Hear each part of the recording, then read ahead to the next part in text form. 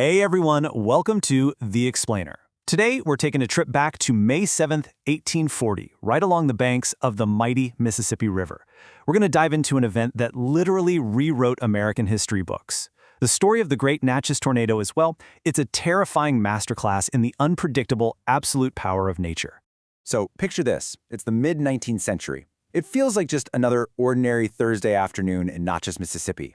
You've got this bustling riverfront, right? Steamboats are crowding the docks. Flatboats are sitting heavy in the water, loaded to the brim with cotton, timber, the whole shebang. Merchants are yelling out prices, workers are unloading cargo under that warm southern sun, and kids are running around the wooden buildings. I mean, it's a perfect snapshot of innocent, everyday American life back then. But, that peace, it was a total illusion. Nobody down on those docks had any clue they were living through their final peaceful hours, which really begs the terrifying question, what actually happens when nature's greatest monster strikes a completely blind city? Today, we've got phone alerts buzzing in our pockets and sirens blaring, but back then, they had absolutely nothing to warn them of the apocalypse heading their way. Let's look at Section 1, An Ordinary Thursday, and the buildup. The tension that day escalated incredibly fast. Like we said, the morning started completely normal down on the waterfront. But right around noon, maybe 20 miles southwest of Natchez, something monstrous started brewing. The signs were kind of subtle at first.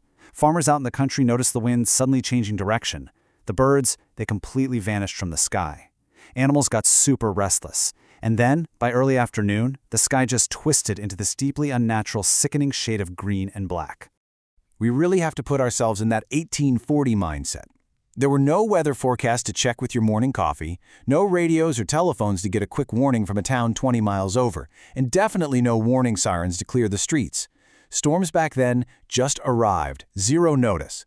The people of Natchez were completely, utterly vulnerable to those dark clouds twisting together just past the horizon. Moving on to Section 2, The River Monster Awakens and Its Path of Destruction. Witnesses later talked about seeing this gigantic rotating column of sheer darkness. And here's the crazy part. As the storm moved northeast, it actually tracked right along the Mississippi River itself. It used the water like a highway straight toward Natchez. A massive roar echoed across the water. Some folks compared it to an endless waterfall crashing out of the sky, while others said it sounded like hundreds of cannons firing all at once.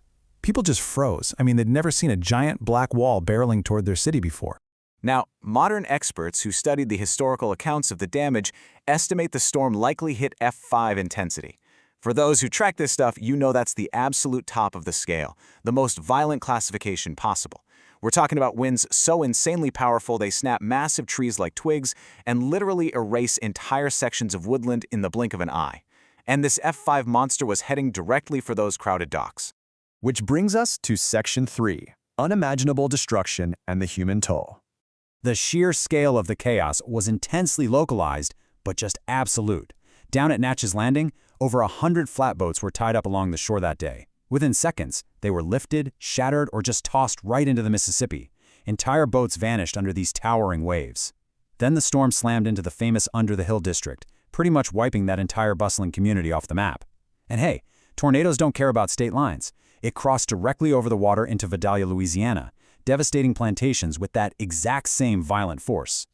All that sudden chaos led to a truly devastating number, 269. Historical reports estimate that around 269 people died on the river alone. Think about that. The Mississippi River became an instant graveyard. Passengers were thrown into the churning water, and crew members disappeared in a flash. A lot of folks drowned when their boats capsized, but others were struck by flying debris before they even hit the water. To really wrap our heads around the explosive force of these winds, check this out. A fragment of a steamboat window was reportedly found almost 30 miles away from the river. 30 miles!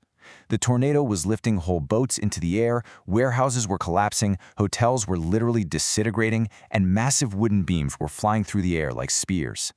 From the riverfront, the storm then climbed the bluffs right into the city of Natchez. Entire city blocks were just flattened. One eyewitness said the sky was black with spinning walls, roofs, and giant timbers. They said it looked like the end of the world.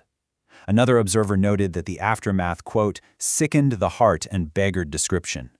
Survivors were just wandering through these mountains of debris, completely unable to recognize the streets they'd walked their whole lives, desperately shouting out for loved ones they couldn't find. Now, we really need to pause here and acknowledge a deeply somber reality of the 1840s American South: the uncounted toll. Historians are quick to point out that the official death count completely failed to include numerous enslaved people who died in the disaster. Because records were so poorly kept, and because their lives were unjustly devalued by the society of the time, the deaths of many enslaved individuals simply weren't documented. The true, agonizing number of victims from this tornado, we're probably never going to fully know it.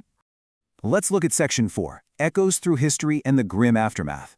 When the sun came up the next morning, it revealed a landscape that looked like it had been scraped totally clean. Officials started tallying the horrific cost, and they arrived at 317. That's the official death toll for the Great Natchez Tornado. The moment it struck, it instantly became the deadliest tornado in American history up to that point. Historically speaking, this event is just staggering. Even today, almost 2 centuries later, it still holds the grim title of the second deadliest tornado ever recorded in the United States, only surpassed by the infamous 1925 tri-state tornado.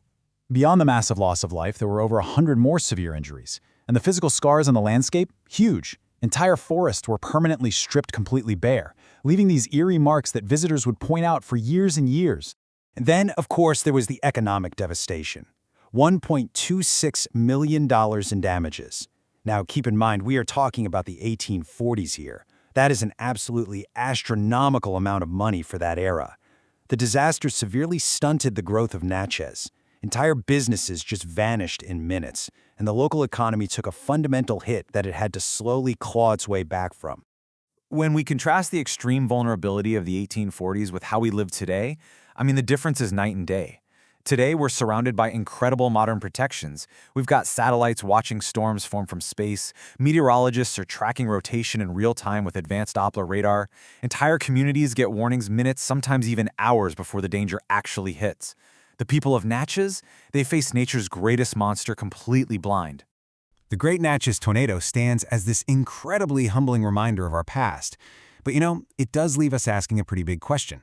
Have our modern warnings truly tamed the sky? Or, when the right conditions perfectly align out there, are we still ultimately at the mercy of nature's greatest monsters?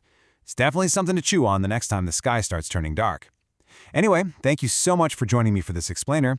Keep asking questions, and I'll catch you on the next one.